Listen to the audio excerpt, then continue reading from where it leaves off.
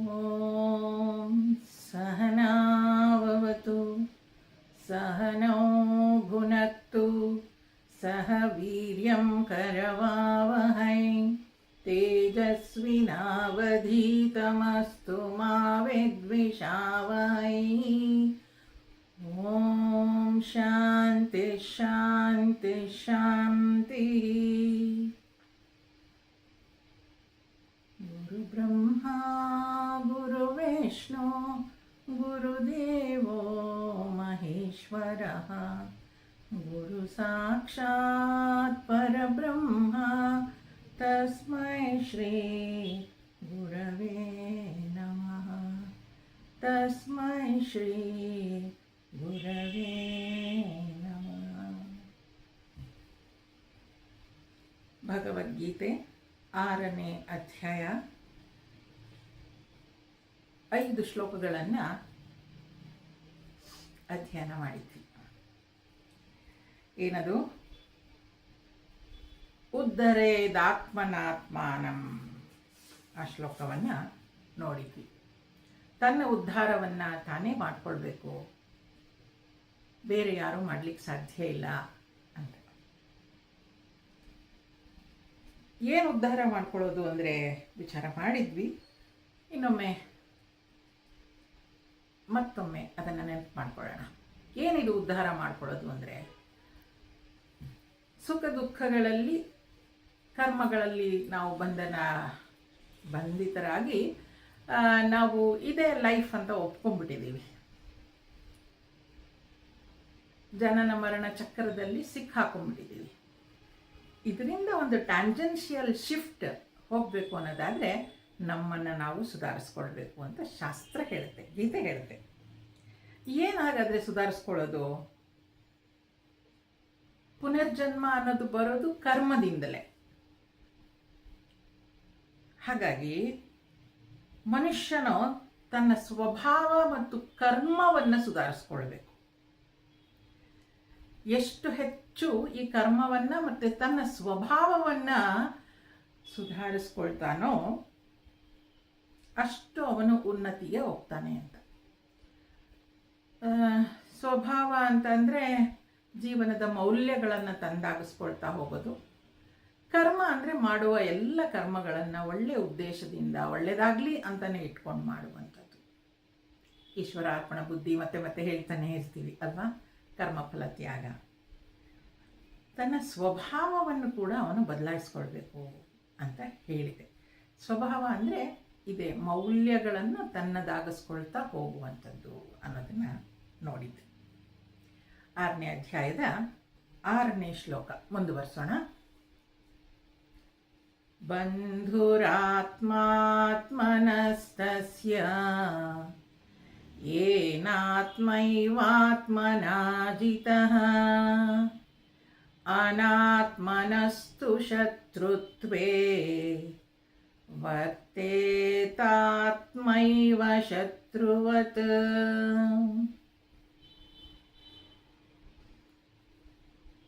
ಯಾವನು ಬುದ್ಧಿಯ ಮೂಲಕ ಮನಸ್ಸನ್ನು ಗೆದ್ದಿರುತ್ತಾನೋ ಅವನಿಗೆ ಅವನ ಮನಸ್ಸೇ ಬಂದು, ಯಾರು ಗೆದ್ದಿರುವುದಿಲ್ಲವೋ ಅವರಿಗೆ ಅದೇ ಶತ್ರುವಾಗಿ ಪರಿಣಮಿಸುತ್ತದೆ.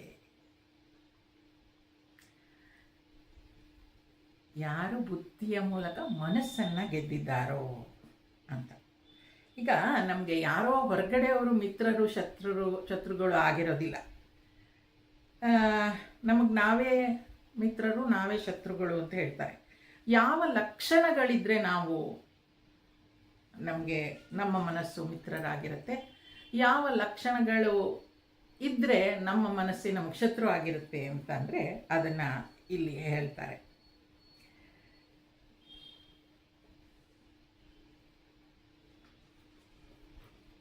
ಬುದ್ಧಿಯ ಮೂಲಕ ಮನಸ್ಸನ್ನು ಹಿಡಿಯುವುದು ಅಂತಂದರೆ ಏನು? ಬುದ್ಧಿಯ ಮೂಲಕ ಮನಸ್ಸನ್ನು ಹಿಡಿಯೋದು ಅಂತಂದರೆ ಆ ಬುದ್ಧಿಗೆ ಸರಿಯಾದ ಸಂಸ್ಕಾರವನ್ನು ಕೊಡಬೇಕು. ಈಗ ನೋಡಿ, ನಾವು ಯೋಚಿಸ್ತೀವೋ ಬಿಡ್ತೀವೋ, ನಮ್ಮ ಚಿಕ್ಕ ವಯಸ್ಸಿನಿಂದ ಕೆಲವು ವಿಚಾರಗಳನ್ನ ಹೇಳಿದ್ದಾರೆ. ಸುಳ್ಳು ಹೇಳಬಾರ್ದು ಅಷ್ಟೇ. ಯಾಕೆ ಹೇಳಬಾರ್ದು ಅಂತ ನಾವು ಪ್ರಶ್ನೆ ಮಾಡಲೇ ಇಲ್ಲ. ಬೇರೆಯವ್ರ ವಸ್ತುಗಳನ್ನು ತಗೊಳ್ಬಾರ್ದು, ನಾವು ಯಾಕೆ ತಗೋಬಾರ್ದು ಅಂತ ನಾವು ಕೇಳಲೇ ಇಲ್ಲ. ಹೇಳಿದ್ರು, ಆ ದೊಡ್ಡವ್ರು ಹೇಳಿದ್ರು ಒಪ್ಕೊಂಡ್ವಿ. We didn't argue with them ಅಲ್ವಾ. ಅದಕ್ಕೆ ಜಸ್ಟಿಫಿಕೇಶನ್ ಏನು ಕೇಳಲಿಲ್ಲ ನಾವು. ಹಾಗೆ ಮಾಡೋದ್ರಿಂದ ಏನಾಗುತ್ತೆ ಅಂತಲೂ ನಾವೇನು ಕೇಳಲಿಲ್ಲ. ಆದರೆ ಇಲ್ಲಿ ಬುದ್ಧಿಯ ಮೂಲಕ ಮನಸ್ಸನ್ನು ಹಿಡಿದಿಟ್ಕೊಳ್ಬೇಕು ಅಂತಂದರೆ ಒಂದು ಅಭ್ಯಾಸ ಬಲದಿಂದಲೂ ನಾನು ಮನಸ್ಸನ್ನು ಕಂಟ್ರೋಲಲ್ಲಿ ಇಟ್ಕೊಳ್ಬೋದು. ಇನ್ನೊಂದು ಬುದ್ಧಿ, ಅದಕ್ಕೆ ಸರಿಯಾದ ಶಿಕ್ಷಣವನ್ನು ಕೊಟ್ಟು ಅದನ್ನು ನಾನು ಇಟ್ಕೊಳ್ಬೋದು.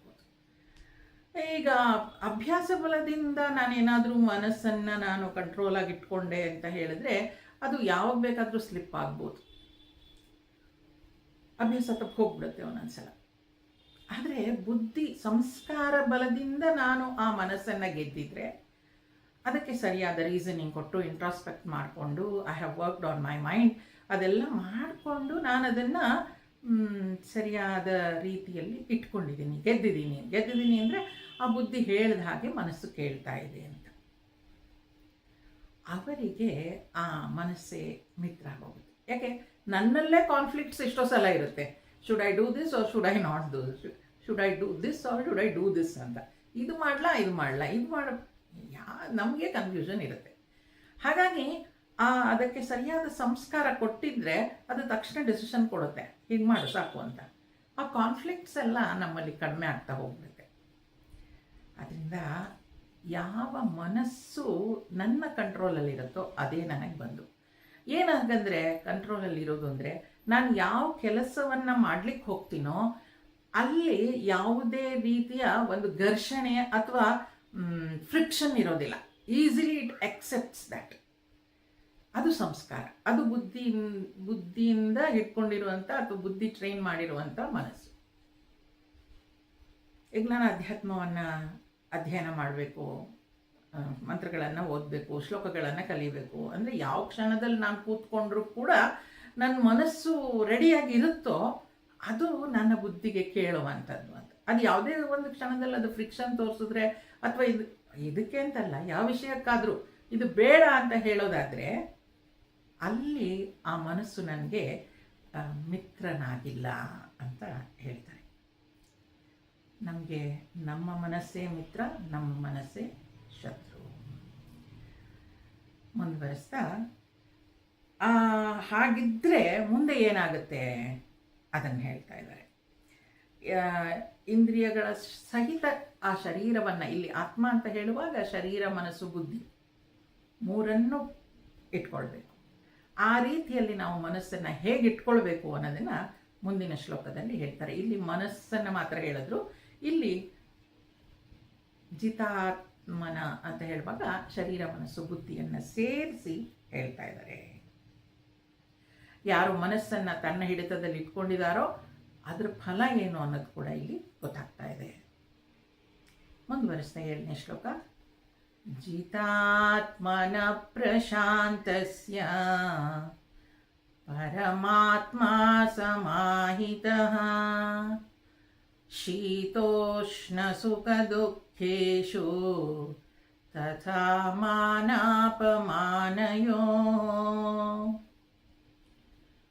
ಮನಸ್ಸನ್ನು ಗೆದ್ದ ಆತ್ಮ ಸಂಯಮಿಯ ಪ್ರಶಾಂತ ಅಂತಃಕರಣದಲ್ಲಿ ಆತ್ಮನು ನೆಲೆಸಿರುವನು. ಅವನು ಶೀತೋಷ್ಣಗಳಲ್ಲಿ, ಸುಖ ದುಃಖಗಳಲ್ಲಿ, ಮಾನ ಅಪಮಾನಗಳಲ್ಲಿ ಸಮತೋಲನ ಹೊಂದಿರುವನು. ಹೌದಾ? ನೋಡಿ, ಮನಸ್ಸನ್ನು ಗೆದ್ದ ಆತ್ಮ ಸಂಯಮಿ, ಆ ಮನಸ್ಸನ್ನು ಅವನ ಗೆದ್ದಿದ್ದಾನೆ. ಆತ್ಮ ಸಂಯಮಿ ಅಂತ ಹೇಳಿದ್ರೆ ಶರೀರ ಮನಸ್ಸು ಬುದ್ಧಿ ಮೂರನ್ನೂ ಇಟ್ಕೊಂಡಿದ್ದಾನೆ. ಅಂಥವನು ಹೇಗಿರ್ತಾನೆ? ಪ್ರಶಾಂತ ಅಂತಃಕರಣ. ಆ ಅಂತಃಕರಣ ಅಂತ ಹೇಳುವಾಗ ಮತ್ತೆ ಅದು ಮನಸ್ಸು ಬುದ್ಧಿ ಅಹಂಕಾರ ಚಿತ್ತ, ಇದೆಲ್ಲ ಟರ್ಮಿನಾಲಜೀಸ್ ಏನಿದೆ ಇದೆಲ್ಲ ಇಟ್ ಇಸ್ ಡಿಫೈನ್ಡ್. ಆತ್ಮಬೋಧ ತತ್ವಬೋಧ ಎಲ್ಲ ಓದ್ಕೊಂಡಿದ್ರೆ ಅದರಲ್ಲೆಲ್ಲ ಇದೆ. ಹಾಗಾಗಿ ಮತ್ತೆ ನಾನು ಅದನ್ನು ಹೇಳೋ ಅವಶ್ಯಕತೆ ಇಲ್ಲ ಅಂತ ಹೇಳ್ಕೊಳ್ತೀನಿ. ಅಂತಃಕರಣ ಅಂದರೆ ಮನಸ್ಸು ಬುದ್ಧಿ ಚಿತ್ತ ಮತ್ತು ಅಹಂಕಾರ, ಇದು 4 ಸೇರಿದರೆ ಅಂತಃಕರಣ ಅಂತ ಹೇಳ್ತೀವಿ. ಅಂತಃಕರಣದಲ್ಲಿ ಆತ್ಮನು ನೆಲೆಸಿರುವನು. ನೋಡಿ, ಈ ಆತ್ಮ ಅಂದರೆ ಶರೀರ ಮನಸ್ಸು ಬುದ್ಧಿ ಏನು ಹೇಳ್ತಿದ್ದೀವಿ ಅದು ಕೂಡ ಆತ್ಮ. ಅದು ಪ್ರಶಾಂತವಾಗಿದ್ದರೆ ಅಲ್ಲಿ ಆತ್ಮ ನೆಲೆಸಿರ್ತಾನೆ ಅಂತಂದರೆ ಪರಮಾತ್ಮ ನೆಲೆಸಿರ್ತಾನೆ. ನೋಡಿ, ಭಗವಂತ ಯಾವಾಗಲೂ ನನ್ನಲ್ಲಿ ಬಂದು ಇರಬೇಕು ಅಂತ ನಾವು ಹೇಳ್ತೀವಲ್ವ, ಅಥವಾ ಆ ಭಗವಂತನ ದರ್ಶನ ಆಗಬೇಕು ಅಂತ ಹೇಳ್ತೀವಿ. ನೀವು ಈ ಕೃಷ್ಣ ಕಾನ್ಷಿಯಸ್ನೆಸ್ ಅಂತೆಲ್ಲ ಕೇಳಿರಬೇಕು. ಏನದು ಕೃಷ್ಣ ಕಾನ್ಷಿಯಸ್ನೆಸ್ ಅಂದರೆ? ಅದನ್ನು ಅಲ್ಲಿ ಒಬ್ಬರು ಆಚಾರ್ಯರು ವಿವರಿಸ್ತಾರೆ. ಈಗ ನನ್ನ ಮನಸ್ಸಲ್ಲಿ ಆ ಭಗವಂತ ಬಂದು ಕೂತ್ಕೊಳ್ಬೇಕು ಅಂದರೆ ಅಲ್ಲಿ ಅವನಿಗೊಂದು ಜಾಗ ಬೇಕಲ್ವ. ಆ ಜಾಗ ಹೇಗಿರಬೇಕು? ಇಮ್ಯಾಜಿನರಿ ಜಾಗ. ಆ ಜಾಗ ಹೇಗಿರಬೇಕು? ಆ ಸ್ಥಳ ಹೇಗಿರಬೇಕು? ಆ ಆಸನ ಹೇಗಿರಬೇಕು? ಅದು ಏನದು? ಮನಸ್ಸನ್ನು ಗೆದ್ದಿರಬೇಕು, ಆತ್ಮ ಸಂಯಮಿ ಆಗಿರಬೇಕು ಅವನು. ಅಲ್ಲಿ ಪ್ರಶಾಂತತೆ ಇರಬೇಕು. ಎಲ್ಲೆಲ್ಲೋ ಬಂದು ಅವನು ಕೂತ್ಕೊಳ್ಳೋಕ್ಕಾಗಲ್ಲ. ಆ ರೀತಿಯ ಒಂದು ಪ್ರಶಾಂತತೆಯಲ್ಲಿ ಆ ಭಗವಂತ ಬಂದು ಕೂತ್ಕೊಳ್ತಾನಂತೆ. ಆಗ ಆ ವ್ಯಕ್ತಿ ಏನು ನುಡಿದ್ರು, ಏನು ಮಾಡಿದ್ರು, ಏನು ಬಯಸಿದ್ರು ಎಲ್ಲ ಆಗೋಕ್ಕೆ ಶುರುವಾಗುತ್ತೆ. And that is called S Krishna consciousness ಅಂತ. ಎಷ್ಟು ಅದ್ಭುತ ನೋಡಿ. ಹೊರಗಡೆ ಏನೋ ಮಾಡಬೇಕಾಗಿಲ್ಲ, ಇಲ್ಲಿ ನನ್ನಲ್ಲಿ ನಾನು ಆ ಪ್ಯೂರಿಟಿಯನ್ನು ಕಂಡುಕೊಳ್ತಾ ಹೋದರೆ ದಟ್ ಇಸ್ ಗ್ರೇಟ್. ಅಲ್ಲಿ ಆತ್ಮನು ನೆಲೆಸುವನು, ಅಂಥ ಜಾಗದಲ್ಲಿ ಆತ್ಮ ನೆಲೆಸುವನು. ಹಾಗೆ ಆತ್ಮ ನೆಲೆಸಿದಾಗ ಅಲ್ಲೇನಿರುತ್ತೆ? ಅವನು ಶೀತೋಷ್ಣ ಸುಖ ದುಃಖಗಳಲ್ಲಿ, ಮಾನ ಅಪಮಾನಗಳಲ್ಲಿ ಸಮತೋಲನ ಹೊಂದಿರುವನು. ಹೇಗಿರ್ತಾನೋ ಅವನು? ಆ ಜ್ಞಾನಿಯಾದವನು, ಆ ಸಮತೋಲನ ಹೊಂದಿರೋನು, ಆ ಕೃಷ್ಣ ಕಾನ್ಷಿಯಸ್ನೆಸ್ ಇರೋನು ಹೇಗಪ್ಪ ಇರ್ತಾನೆ? ಶೀತ ಉಷ್ಣ. ಇದು ದ್ವಂದ್ವಗಳು ಅಂತ ಹೇಳ್ತೀವಿ ನಾವು. ಈ ದ್ವಂದ್ವಗಳು ಅಂದರೆ ಎಲ್ಲಿ ಶೀತ ಇರುತ್ತೋ ಅಲ್ಲಿ ಉಷ್ಣತೆ ಬಂದೇ ಬರುತ್ತೆ. ಹೇಗೆ ಇದು ಶೀತ ಉಷ್ಣ ಅಂತಂದರೆ, ಶರೀರದ ಮಟ್ಟದಲ್ಲಿ ಶೀತ ಉಷ್ಣ. ಸಿಂಪಲಾಗಿ ಹೇಳೋದಾದರೆ, ಶರೀರ ಮಟ್ಟದಲ್ಲಿ ಶೀತ ಉಷ್ಣ. ನನಗೆ ಚಳಿ ಆಗುತ್ತೆ ನೋಡಿ, ನೆನ್ನೆ ಎಲ್ಲ ಮಳೆ ಬಂತು ಎಷ್ಟು ಜೋರಾಗಿ, ಸೆಕೆ ಆಗುತ್ತೆ ಅಲ್ವಾ? ಶರೀರದ ಮಟ್ಟದಲ್ಲಿ ಶೀತ ಉಷ್ಣ. ಹಾಗಾದರೆ ಅವನಿಗೇನು ಶೀತ ಉಷ್ಣ ಅನುಭವನೇ ಆಗಲ್ವಾ? Is something wrong with his body ಅಂತ? No, he will experience that. ಶೀತ ಉಷ್ಣ ಅವನಿಗೆ ಆಗತ್ತೆ, ಆದರೆ ಅದನ್ನೇ ದೊಡ್ಡ ಕತೆ ಮಾಡಿಡೋಲ್ಲ. ಅಯ್ಯೋ ಸೆಕೆ, ಅಯ್ಯೋ ಸೆಕೆ, ಅಯ್ಯೋ ಸೆಕೆ. ರಾಜಸ್ಥಾನಲ್ಲೆಲ್ಲ ನೋಡಿ, ಮರಳುಗಾಡಲ್ಲಿ ಜನ ಇದ್ದಾರಲ್ವ, ಬದುಕಿದಾರಲ್ವ, ನೀರು ಕೂಡ ಸಿಗಿಲ್ಲ ಅವ್ರಿಗೆ ಕುಡಿಲಿಕ್ಕೆ, ಅಂಥ ಜಾಗದಲ್ಲಿ ಇದ್ದಾರಲ್ವ. ಚಳಿ ಅಂದರೆ ಚಳಿ. ಹಿಮಾಲಯಕ್ಕೆ ಹೋಗಿ 24 ಗಂಟೆ ಅಲ್ಲಿ ಸ್ನೋ ಬಿದ್ದಿರೋ ಅಂಥ ಜಾಗದಲ್ಲಿ ನಮ್ಮ ಗುರುದೇವ್ ಸ್ವಾಮಿ ಚಿನ್ಮಯಾನಂದರ ಗುರುಗಳು ತಪೋವನ್ ಮಹಾರಾಜ್ ಸುಮ್ಮನೆ ಒಂದು ಜುಬ್ಬ ಹಾಕೊಂಡು ಓಡಾಡ್ತಾ ಇದ್ರು, ಲಾಂಗ್ ಜುಬ್ಬ ಅಂತೆ. ಅಂದರೆ ಅವ್ರಿಗೆಲ್ಲ ಏನೂ ಆಗೋದೇ ಇಲ್ವಾ? ಅದನ್ನೆಲ್ಲ ಗೆದ್ದಿದ್ದಾರೆ ಅಂತ. ಶರೀರವನ್ನು ಗೆದ್ದಿದ್ದಾರೆ ಅಂದರೆ ಅದೇ. ಅವರು ಶೀತ ಉಷ್ಣಗಳಲ್ಲಿ ಸಮತೋಲನ ಅಂದರೆ ಅವರಿಗೆ ಸಹಿಸ್ಕೊಳ್ಳೋಕ್ಕಾಗತ್ತೆ ಅದು. ಶೀತ ಉಷ್ಣಗಳಲ್ಲಿ, ಸುಖ ದುಃಖಗಳಲ್ಲಿ. ಸುಖ ದುಃಖ ಎಲ್ಲಾಗುತ್ತೆ? ಮನಸ್ಸಿನಲ್ಲಿ ಸುಖ ದುಃಖ. ಎಷ್ಟು ಸುಖವಾಗಿದ್ದೀನಿ ನಾನು ಅನಿಸುತ್ತೆ, ಎಷ್ಟು ದುಃಖ ಆಯಿತು ಗೊತ್ತಾ ನನಗೆ, ಹೇಳ್ತೀವಲ್ವ? ದುಃಖ ಆಯಿತು. ಎಲ್ಲಾಗುತ್ತದೆಲ್ಲ ಮನಸ್ಸಿನಲ್ಲಿ.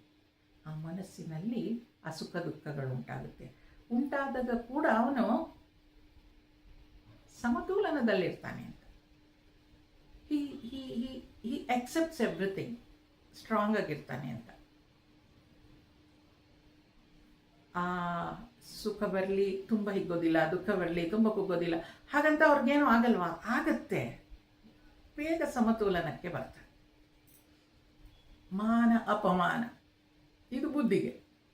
ನೋಡಿ, ಇವತ್ತು ನಮ್ಗೆ ಯಾರು ರೆಸ್ಪೆಕ್ಟ್ ಕೊಟ್ಟು ಮಾತಾಡಿಸ್ತಾರೋ, ಅಯ್ಯೋ ದೇವ್ರೇ ನೀವು ಎಷ್ಟು ಒಳ್ಳೆಯವರು, ಎಷ್ಟು ಚೆನ್ನಾಗಿದ್ದೀರಾ ಅಂದಿರ್ತಾರೋ, ನಾಳೆ ಅವರೇ ನಮ್ಮನ್ನು ಬೈಬೋದು.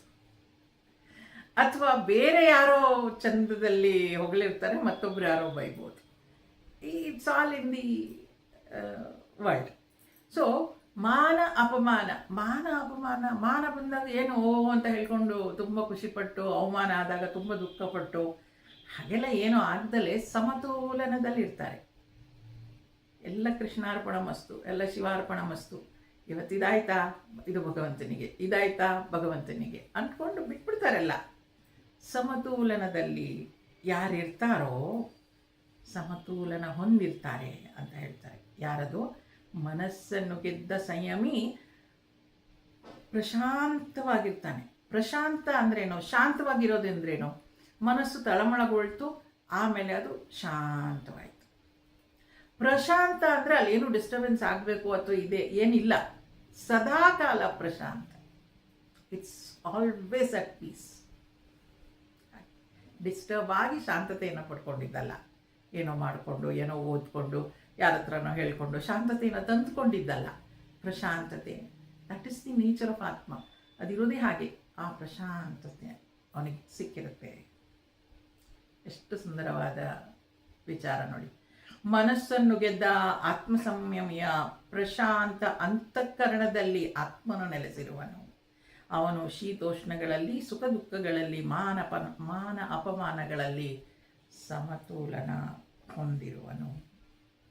ಎಲ್ಲವನ್ನು ಅವನು ಸಮಾನವಾಗಿ ತಗೊಳ್ತಾನೆ ಅಂತ. ಅದಕ್ಕೆ ನಮಗೆಲ್ಲ ಒಂದು ಕತೆ ಹೇಳೋರು.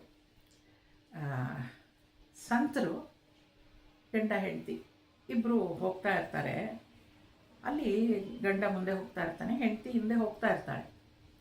ಹೋಗ್ತಾ ಇರುವಾಗ ಅಲ್ಲೊಂದು ಚಿನ್ನದ ನಾಣ್ಯ ಬಿದ್ದಿರೋದು ಕಾಣಿಸುತ್ತೆ ಆ ಸಂತನಿಗೆ. ಅವನಿಗನ್ಸುತ್ತೆ, ನನ್ನ ಹೆಂಡತಿ ಹಿಂದೆ ಬರ್ತಾ ಇದ್ದಾಳೆ, ಅವಳು ನಾನೇನೋ ಚಿನ್ನದ ಮೇಲೆ ಅಷ್ಟು ಆಸೆ ಇಟ್ಕೊಂಡಿಲ್ಲ, ಅವಳಿಗೆ ಆಸೆ ಇರ್ಬೋದು. ಅದರಿಂದ ಆ ಚಿನ್ನದ ನಾಣ್ಯ ಕಾಣದೇ ಇರುವಾಗ ಏನು ಮಾಡ್ತಾನೆ, ಕಾಲಿಂದ ಸ್ವಲ್ಪ ಮಣ್ಣನ್ನು ಹಿಂಗೆ ಚಿಮ್ಮಿಸಿ ಆ ಚಿನ್ನದ ನಾಣ್ಯವನ್ನು ಮುಚ್ಚಿಬಿಡ್ತಾನಂತೆ. ಮುಚ್ಚಿಬಿಟ್ಟು ಮುಂದೆ ಹೋಗ್ತಾನಂತೆ. ಯಾಕೆ? ಅವಳು ಹಿಂದೆ ಬರ್ತಿದ್ದಾಳೆ, ಅವಳಿಗೆ ಕಾಣಲ್ಲ. ಅದು ಸ್ವಲ್ಪ ಹಿಂದೆ ಒಂದು 2-3 ಹೆಜ್ಜೆ ಹಿಂದೆ ಬರ್ತಿರ್ತಾಳೆ. ಇಬ್ಬರು ಹೋಗ್ತಾರೆ. ಸ್ವಲ್ಪ ದೂರ ಹೋದ್ಮೇಲೆ ಅಲ್ಲೇ ಮರದ ಕೆಳಗೆ ಕೂತ್ಕೊಳ್ತಾರೆ, ಬುತ್ತಿ ಬಿಚ್ಚಿ ಊಟ ಮಾಡ್ಕೊಳ್ತಾ ಇರ್ತಾರೆ. ಆವಾಗ ಅವಳು ಕೇಳ್ತಾಳೆ, ನೀನು ಒಂದು ಮಣ್ಣನ್ನು ಇನ್ನೊಂದು ಮಣ್ಣಿಂದ ಮುಚ್ಚಿದೆಯಲ್ಲ, ಯಾಕೆ ಅಂತ. ಅಂದರೆ ಅಲ್ಲಿ ನೋಡಿ, ಅವಳಿಗೆ ಆಸೆಗಳು ಬಯಕೆಗಳೇ ಇಲ್ಲ. ಅಷ್ಟು ಸಮತ್ವದಲ್ಲಿದ್ದಾರೆ ಅವರು. ಏನು ಬೇಕು ಅಂತಲೇ ಇಲ್ಲ. ಮುಂದಿನ ಶ್ಲೋಕಗಳಲ್ಲಿ ಅದು ಬರುತ್ತೆ, ಸಮಲೋಷ್ಟಾಶ್ಮ ಕಾಂಚನ ಅಂತ. ಯೋಗಿಗಳೆಲ್ಲ ಹಾಗೇನೆ. ಅವರು ಮಾನ ಅಪಮಾನ, ಸುಖ ದುಃಖ ಇದೆಲ್ಲ ಹೊರಗಡೆಯಿಂದ ಎಲ್ಲೋ ಬರ್ತಾ ಇದೆ, ಎಲ್ಲಿಂದಲೋ ನನಗೆ ಸಿಗ್ತಾ ಇದೆ, ಅದರಿಂದ ನಾನು ಸಂತೋಷವಾಗಿದ್ದೀನಿ, ಆ ಥರ ಅಂದ್ಕೊಳ್ಳೋರೇ ಅಲ್ಲ. ಅದರಿಂದ ಅವರು ಸಮತೋಲನ ಹೊಂದಿರುವವರು. ಸಮತೋಲನ ಅವರಿಗೆ ಅದು ಬೇಕಾಗೂ ಇಲ್ಲ, ತಗೊಳ್ಳೋದು ಇಲ್ಲ. ಆ ರೀತಿಯಲ್ಲಿ ಮುಂದುವರೆಸ್ತಾ 8ನೇ ಶ್ಲೋಕ.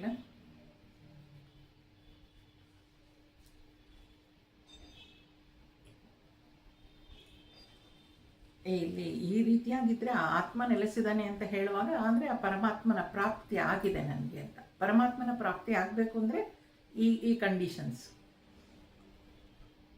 ಮುಂದುವರೆಸ್ತಾ, ಜ್ಞಾನ ವಿಜ್ಞಾನ ತೃಪ್ತಾತ್ಮ ಕೂಟಸ್ಥೋ ವಿಜಿತೇಂದ್ರಿಯ ಯುಕ್ತ ಇತ್ಯುಚ್ಯತೆ ಯೋಗಿ ಸಮಲೋಷ್ಟಾಶ್ಮ ಕಾಂಚನ. ಜ್ಞಾನ ಹಾಗೂ ಅನುಭವಗಳಿಂದ ತೃಪ್ತನಾಗಿರುವ ಈ ಜಿತೇಂದ್ರಿಯನು ಯೋಗಿ ಎಂದು ಅನ್ನಿಸಿಕೊಳ್ಳುತ್ತಾನೆ. ಅವನಿಗೆ ಕಲ್ಲು, ಮಣ್ಣು, ಬಂಗಾರ ಎಲ್ಲವೂ ಸಮನಾಗಿ ಕಾಣುತ್ತದೆ. ಹೇಳಿದ್ನಲ್ಲ, ಸಮಲೋಷ್ಟಾಶ್ಮ ಕಾಂಚನ. ಆ ಸಂತರಿಬ್ಬರಿಗೂ ಆ ಚಿನ್ನ ಮಣ್ಣು ಎರಡೂ ಒಂದೇ ಆಗಿತ್ತು. ಒಂದು ಮಣ್ಣನ್ನು ಇನ್ನೊಂದು ಮಣ್ಣಿಂದ ಯಾಕೆ ಮುಚ್ಚಿದೆ ಅಂತ ಕೇಳಿತು ಅಲ್ವಾ. ಅಂದರೆ ಚಿನ್ನದ ಬೆಲೆ ಗೊತ್ತಿರಲ್ವ ಅವ್ರಿಗೆ? ಗೊತ್ತಿರುತ್ತೆ. ಆದರೆ ಅದಕ್ಕೆ ಅಷ್ಟೇ ಬೆಲೆ, ಅದಕ್ಕಿಂತ ಹೆಚ್ಚಿನದು ಏನೋ ಒಂದು ಪಡ್ಕೊಂಡಾಗ ಅದು ಯಾವುದೇ ರೀತಿಯ ಬೆಲೆ ಅದಕ್ಕಿರೋದಿಲ್ಲ ಅನ್ನೋದಕ್ಕೆ. ಜ್ಞಾನ ಹಾಗೂ ಅನುಭವಗಳಿಂದ ತೃಪ್ತನಾಗಿರುವ ಈ ಜಿತೇಂದ್ರಿಯನು, ಜಿತೇಂದ್ರಿಯ ಅಂತ ಯಾಕೆ ಹೇಳ್ತೀವಿ ಇಲ್ಲಿ? ಆ ಜಿತೇಂದ್ರಿಯ ಅಂದರೆ ಇಂದ್ರಿಯಗಳನ್ನು ಗೆದ್ದಿರುವಂಥವನು, ಪಂಚೇಂದ್ರಿಯಗಳನ್ನು ಗೆದ್ದಿರುವಂಥವನು. ಜ್ಞಾನ ವಿಜ್ಞಾನ ಅಂತ ಹೇಳುವಾಗ, ಈ ಜ್ಞಾನ ವಿಜ್ಞಾನ ಹೇಗಪ್ಪ ಅಂತ ಹೇಳಿದ್ರೆ, ನಿರ್ಗುಣ ನಿರಾಕಾರ ತತ್ವ ಅಲ್ವಾ, ಅದನ್ನು ನಾವು ಗೊತ್ತಿರಬೇಕು. ಸಗುಣ ಸಾಕಾರ ತತ್ವ. ಈಗ ಚಿಕ್ಕ ವಯಸ್ಸಿಂದ ನಾವೆಲ್ಲ ಕೇಳಿದ್ವಿ ವೇರ್ ಈಸ್ ಗಾಡ್ ಅಂತ ಕೇಳಿದಾಗ ಸಣ್ಣ ಮಕ್ಕಳಿಂದನೂ ಹೇಳ್ಕೊಟ್ಟಿದ್ದಾರೆ god is everywhere, god is everywhere ಅಂತ. ಗಾಡ್ ಈಸ್ ಎವ್ರಿವೇರ್ ಅಂತ ಹೇಳ್ಕೊಟ್ಟ ಮೇಲೆ ಮತ್ತ್ಯಾಕೆ ದೇವ್ರ ಮನೆಗೆ ಹೋಗಿ ಕೈ ಮುಗಿ ಅಂತ ಹೇಳ್ಕೊಟ್ರು ಅಲ್ವಾ? ಕ್ವಶನ್ ಮಾಡ್ಬೇಕಲ್ವ ನಾವು. ದೇವ್ರ ಮನೆಯಲ್ಲಿ ಒಂದು ದೇವ್ರನ್ನ ಇಟ್ಟು ಇಲ್ಲಿ ಹೋಗಿ ಕೈ ಮುಗಿ ಅಂತ ಯಾಕೆ ಹೇಳ್ಕೊಟ್ರು? ಯಾಕೆಂದರೆ ನಾವು ಇನ್ನೂ ಆ ಮಟ್ಟಕ್ಕೆ ಹೋಗಿಲ್ಲ. ಗಾಡ್ ಈಸ್ ಎವ್ರಿವೇರ್, ಎಲ್ಲೆಲ್ಲೂ ಆ ಭಗವಂತನನ್ನು ನೋಡ್ಲಿಕ್ಕೆ ನಮ್ಮ ಕೈಲಿ ಆಗ್ತಾ ಇಲ್ಲ ಇನ್ನು. ಆದ್ದರಿಂದ ಭಗವಂತನ ಮೂರ್ತಿಯನ್ನು ಮಾಡಿ ಅಟ್ಲೀಸ್ಟ್ ಮೊದಲು ಇಲ್ಲಿಂದ ಶುರು ಮಾಡ್ಕೊ ನೀನು ಅಂತ ಕಲಿಸಿದ್ರು. ಈ ಸಾಕಾರ ಸಗುಣ ಸಾಕಾರ ಮೂರ್ತಿಯನ್ನು ಪೂಜಿಸ್ತಾ ನಾನು ಎಷ್ಟು ಎಕ್ಸ್ಪ್ಯಾಂಡ್ ಆಗಬೇಕು ಅಂದರೆ ಎಲ್ಲೆಲ್ಲೋ ಭಗವಂತನನ್ನು ನೋಡುವಂಥದ್ದು ಕಲಿಬೇಕು ಅನ್ನೋದು ಗುರಿ. ಅದು ಮೊದಲು ಇಲ್ಲಿ ಭಗವಂತನ ನೋಡೋದು ಕಲ್ತ್ಕೊ, ಆಮೇಲೆ ಎಲ್ಲ ಕಡೆ ಭಗವಂತ ನೋಡೋದು ಬರುತ್ತೆ ಅಂತ ಹೇಳ್ತಾರೆ. ಹಾಗೆ ಜ್ಞಾನ ವಿಜ್ಞಾನ, ನಿರ್ಗುಣ ನಿರಾಕಾರ ತತ್ವ, ಇದನ್ನ ತಿಳ್ಕೊಂಡಿರ್ಬೇಕು. ಇದ್ರ ಜ್ಞಾನ ಇರಬೇಕು. ಆ ವಿಜ್ಞಾನ ಅಂತ ಏನಕ್ಕೆ ವಿಜ್ಞಾನ ಅಂತ ಹೇಳ್ತಾರೆ ಅಂದರೆ ಈ ಈ ಈ ಕಾಣಿಸದೇ ಇರೋದನ್ನ ನಾವು ಪ್ರೂವ್ ಮಾಡಬೇಕಲ್ವಾ, ಅದು ವಿಜ್ಞಾನ ಆಗುತ್ತೆ. ಈ ಸಾಕಾರ ಮತ್ತು ನಿರಾಕಾರ ಎರಡೂ ತತ್ವದ ಬಗ್ಗೆ ಜ್ಞಾನ ಇಟ್ಕೊಂಡು ಯಾವಾಗ ನಿರಾಕಾರವನ್ನು ಅಂದರೆ ಗಾಡ್ ಈಸ್ ಎವ್ರಿವೇರ್ ಅನ್ನೋದನ್ನು ನಾನು ಪ್ರೂವ್ ಮಾಡ್ಕೊಳ್ತೀನೋ ದಟ್ ಬಿಕಮ್ಸ್ ವಿಜ್ಞಾನ. ಯಥಾರ್ಥ ಜ್ಞಾನ ಪಡ್ಕೊಳ್ಳುವಂಥದ್ದು. ರಾಮಕೃಷ್ಣ ಪರಮಹಂಸರ ಕಥೆಗಳನ್ನು ನೀವು ಓದಿದರೆ ಅಲ್ಲಿ ಹೇಳ್ತಾರೆ, ರಾಮಕೃಷ್ಣ ಪರಮಹಂಸರಿಗೆ ಅಂತ ಅಂದ್ಕೂಡಲೇ ಕಾಳಿನೇ ನೆನಪು ಬರೋದು. ಕಾಳಿ ಆರಾಧಕರಲ್ವ.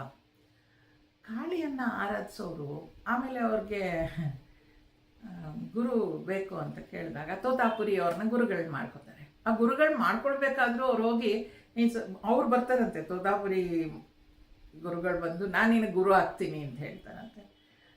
ರಾಮಕೃಷ್ಣ ಪರಮಹಂಸರು ಹೇಳ್ತಾರೆ, ತಾಳು ನಾನು ಕಾಳಿನ ಹೋಗಿ ಕೇಳಕ್ಕೆ ಬರ್ತೀನಿ ಅಂತ. ಆಮೇಲೆ ತೋತಾಪುರಿಗಳು ಯಾವಾಗ ರಾಮಕೃಷ್ಣರಿಗೆ ಗುರುಗಳಾಗ್ತಾರೋ ಅಲ್ಲಿ ರಾಮಕೃಷ್ಣ ಪರಮಹಂಸರಿಗೆ ಅವ್ರು ಹೇಳ್ತಾರಂತೆ, ನಿನ್ನಲ್ಲಿರುವ ಕಾಳಿಯನ್ನು ಕತ್ತರಿಸಿ ಹಾಕು ಅಂತ. ನಾವೆಲ್ಲ ಮೊದಲಾಗಿ ಎಂಥದ್ದು ಇದು ಮಾರಾಯರೆ, ಕಾಳಿಯನ್ನೆಲ್ಲ ಕತ್ತರಿಸಿ ಹಾಕು ಅಂತ ಹೇಳ್ತಾರೆ. ಇಲ್ಲ, ಕಾಳಿ ಅನ್ನೋದು ಆಕಾರ. ಅಲ್ಲಿ ರಾಮಕೃಷ್ಣ ಪರಮಹಂಸರು ಅದರಲ್ಲಿ ಮಾತ್ರ ಭಗವಂತನನ್ನು ಕಾಣ್ಲಿಕ್ಕೆ ಆಗ್ತಾ ಇದ್ದಿದ್ದು, ಕಾಳಿಯನ್ನು ಮಾತ್ರ ಆರಾಧಿಸ್ತಾ ಇದ್ರು. ಕತ್ತರಿಸಿ ಹಾಕು ಅಂತ ಅಂದರೆ ಆ ಏನು ಹೇಳ್ತಾರೆ, ಆ ಆಕಾರದಿಂದ ಹೊರಗೆ ಬಾ, ಬರೀ ಆ ಆಕಾರದಲ್ಲಿ ಮಾತ್ರ ನೀನು ಭಗವಂತನನ್ನು ನೋಡ್ಬೇಡ, ಎಲ್ಲೆಲ್ಲೂ ನೋಡು. ಸಾಕಾರದಿಂದ ಸಗುಣ ಸಾಕಾರದಿಂದ ನಿರ್ಗುಣ ನಿರಾಕಾರಕ್ಕೆ ಎಲ್ಲೆಲ್ಲೂ ಭಗವಂತನನ್ನು ನೋಡಲಿಕ್ಕೆ ನೀನು ಆಗು ಅಂತ ಹೇಳ್ತಾರೆ. ಇದರ ಜ್ಞಾನ ಸರಿಯಾಗಿ ಅದನ್ನೇ ಜ್ಞಾನ ವಿಜ್ಞಾನ ತೃಪ್ತಾತ್ಮ. ಆ ಜ್ಞಾನವನ್ನು ಪಡ್ಕೊಂಡು ಅದನ್ನು ಅನುಭವಗಳಿಂದ ಯಾರು ತಿಳ್ಕೊಂಡಿರ್ತಾನೋ, ಅದೇ ನೋಡಿ, ಜ್ಞಾನ ಹಾಗೂ ಅನುಭವಗಳಿಂದ ತೃಪ್ತನಾಗಿರುವ ಈ ಜಿತೇಂದ್ರಿಯನು, ಎಲ್ಲ ಇಂದ್ರಿಯಗಳನ್ನು ಅವನು ಗೆದ್ದಿದ್ದಾನೆ, ಆದ್ದರಿಂದ ಅವನಿಗೆ ಅದೆಲ್ಲ ಸುಲಭವಾಗಿ ಆಗ್ತಾ ಇದೆ. ಜಿತೇಂದ್ರಿಯನು ಯೋಗಿ ಎಂದು ಅನಿಸಿಕೊಳ್ಳುತ್ತಾನೆ, ಅವನು ಯೋಗಿ ಅಂತ ಅನಿಸ್ಕೊಳ್ತಾನೆ. ಆ ಯೋಗಿಗೆ ಏನು, ಕಲ್ಲು ಮಣ್ಣು ಬಂಗಾರ ಎಲ್ಲವೂ ಸಮನಾಗಿ ಕಾಣುತ್ತೆ. ಸಮನಾಗಿ ಕಾಣುತ್ತೆ ಅನ್ನೋದು ಏನು, ಈಗ ನಾವು ಅದನ್ನು ಪ್ರಾಕ್ಟಿಕಲ್ ನೋಡಕ್ಕೆ ಹೋದರೆ ಯಾರಿಗೋ ಬಿಸ್ನೆಸ್ಸಲ್ಲಿ ಲಾಸ್ ಆಗುತ್ತೆ ಅಂತ ಇಟ್ಕೊಳ್ಳೋಣ. ಬಿಸ್ನೆಸ್ ಸಿಕ್ಕಾಪಟ್ಟೆ ಲಾಸ್ ಆಗುತ್ತೆ. ಅವನು ಯೋಗಿನೇ ಆಗಿದ್ದರೆ ಅನ್ಕೋತಾನೆ, ಲಾಸ್ ಆಗಿರೋದು ಇಷ್ಟೇ ಅಲ್ವಾ, I can earn again, what is there ಅಂತ. ಅದನ್ನೇ ಅಳ್ತಾ ಕೂತ್ಕೊಳ್ಳಲ್ಲ ಅವನು. ಅದರಿಂದ ಅವನಿಗೆ ಅಷ್ಟೊಂದು ಹಣ ಹೋಯ್ತು, ಚಿನ್ನ ಹೋಯ್ತು ಹಾಗೆಲ್ಲ ಏನು ತುಂಬ ತಲೆ ಬಿದ್ದೋದಾಗ ಆಗೋದಿಲ್ಲ. ಹಾಗಾಗಿ ಅವನಿಗೆ ಕಲ್ಲು ಮಣ್ಣು ಬಂಗಾರ ಎಲ್ಲವೂ ಸಮನಾಗಿ ಕಾಣುತ್ತವೆ ಅಂದರೆ ಅಷ್ಟೇ ಅವನಿಗೆ ಅದ್ರ ಬೆಲೆ. ಅತಿಯಾದ ಬೆಲೆ ಕೊಟ್ಟು ಅದನ್ನು ಏನು ಅದಿಲ್ಲದೆ ನಾನು ಬದುಕಲಿಕ್ಕಾಗಲ್ಲ ಅನ್ನೋ ಥರದಲ್ಲಿ ಅವನು ಇರೋದಿಲ್ಲ ಅಂತ ಹೇಳ್ತಾರೆ. ಯೋಗಿ ಆದವನು ಹಾಗಿರ್ತಾನೆ ಅಂತ ಮುಂದುವರಿಸ್ತಾ, ಇವೆಲ್ಲ ನಾವೇ ಸ್ವಲ್ಪ ಅನುಭವಿಸ್ಕೊಳ್ಳೋಕ್ಕೆ ಪ್ರಯತ್ನ ಪಟ್ಟರೆ ಗೊತ್ತಾಗುತ್ತೆ. ಏನಾದರೂ ಒಂದು ಸಣ್ಣದು ಕಳೆದು ಹೋದರೆ ನಾವು ಎಷ್ಟೆಲ್ಲ ಪರದಾಡ್ಬಿಡ್ತೀವಲ್ವ, ಜೀವನೇ ಹೊಟ್ಟೋಯ್ತೇನೋ ಅನ್ನೋ ಥರ ಆಗಿಬಿಟ್ಟಿರುತ್ತೆ ನಮಗೆ. ಅದನ್ನೆಲ್ಲ ಜಿತೇಂದ್ರಿಯ ಅಂದರೆ ಆ ರೀತಿಯಾಗಿ ಗೆದ್ದಿರೋದು, ಎಲ್ಲವನ್ನು ಗೆದ್ದು ನಿಂತಿರುವಂಥವನು, ಅವನಿಗೆ ಯಾವುದೇ ರೀತಿಯ ಆಘಾತ ಆಗೋದಿಲ್ಲ ಅಂತ ಹೇಳೋದಕ್ಕೆ. ಒಳ್ಳೆಯದು. ಮುಂದುವರಿಸ್ತಾ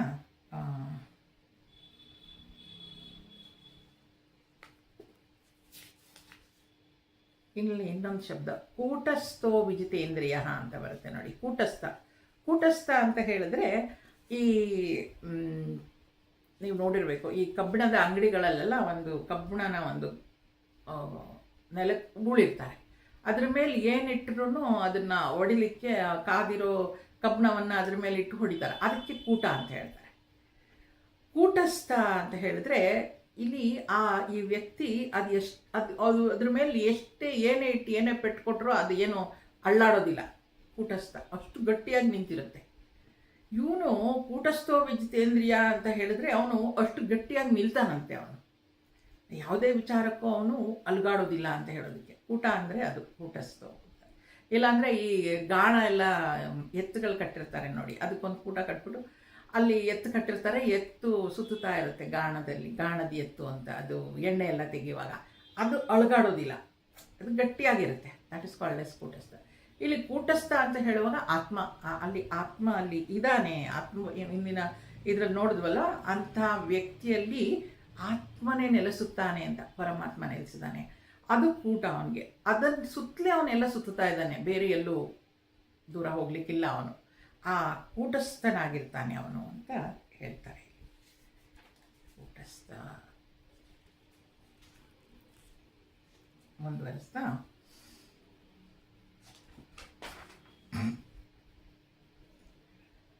ಸುರನ್ಮಿತ್ರಾರ್ಯುದಾಸೀನ ಮಧ್ಯಸ್ಥದ್ವೇಷ ಬಂಧುಷು ಸಾಧುಷ್ವಪಿ ಚ ಪಾಪೇಷು ಸಮಬುದ್ಧಿರ್ವಿಶಿಷ್ಯತೆ. ಬಹಳ ಸುಂದರವಾದ ಶ್ಲೋಕ ಇದು. ಸುಹೃದಯ, ಸ್ನೇಹಿತ, ಶತ್ರು, ಉದಾಸೀನ, ಮಧ್ಯಸ್ಥ, ದ್ವೇಷಿ, ಬಂಧುಗಳಲ್ಲಿ, ಸಾಧುಗಳಲ್ಲಿ ಮತ್ತು ಪಾಪಿಗಳಲ್ಲಿ ಅವನು ಸಮಬುದ್ಧಿಯನ್ನು ಹೊಂದಿರುತ್ತಾನೆ. ಆದ್ದರಿಂದ ಅವನು ಹೆಚ್ಚಿನವನು. ನೋಡಿ ಹೇಗಿರ್ತಾನಪ್ಪ ಅವನು. ಸುಹೃದ್ ಮತ್ತು ಮಿತ್ರ. ಸುಹೃದಯಿ ಸ್ನೇಹಿತ, ಸುಹೃದಯ ಮತ್ತು ಸ್ನೇಹಿತ.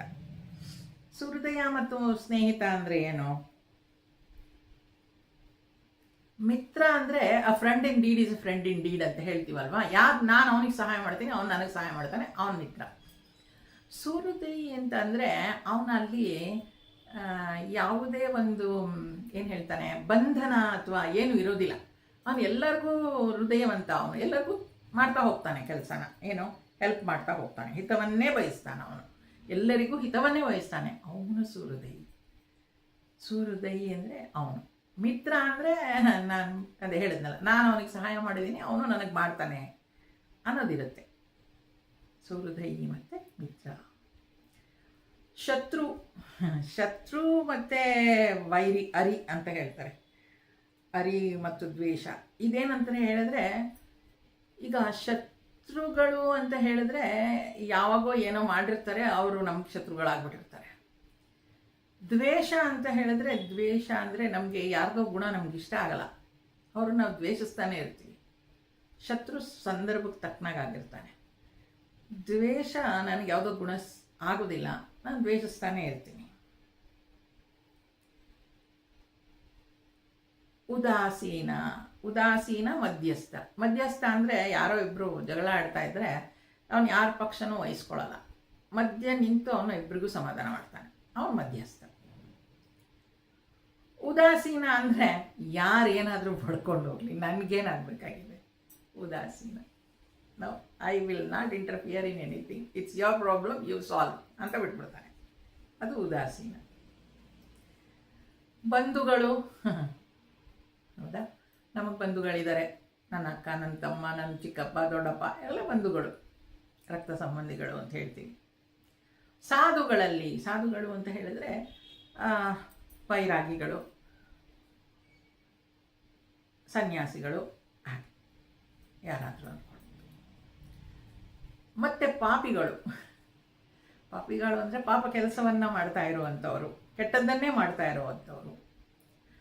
ನೋಡಿ, ಅಷ್ಟೂ ವ್ಯಕ್ತಿಗಳಲ್ಲಿ ಅವನು ಸಮಬುದ್ಧಿಯನ್ನು ಹೊಂದಿರುತ್ತಾನೆ, ಆದ್ದರಿಂದ ಅವನು ಹೆಚ್ಚಿನವನು.